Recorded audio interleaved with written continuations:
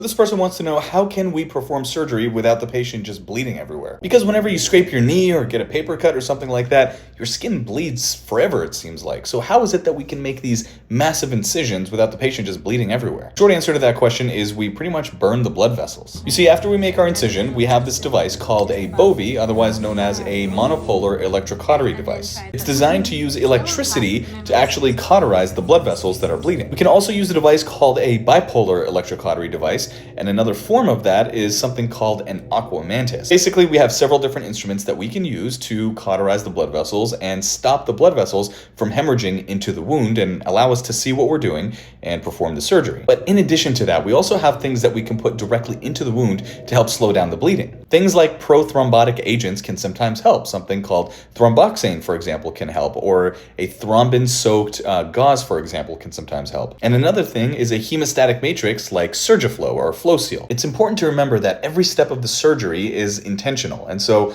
we have a plan for what we're going to do next. So after we make the incision, we have a way to stop the bleeding, and then we have a way to do the exposure, and then we have a way to actually perform the surgery, and then we again stop and slow down any bleeding before we suture the incision closed. Honestly, that's a great question.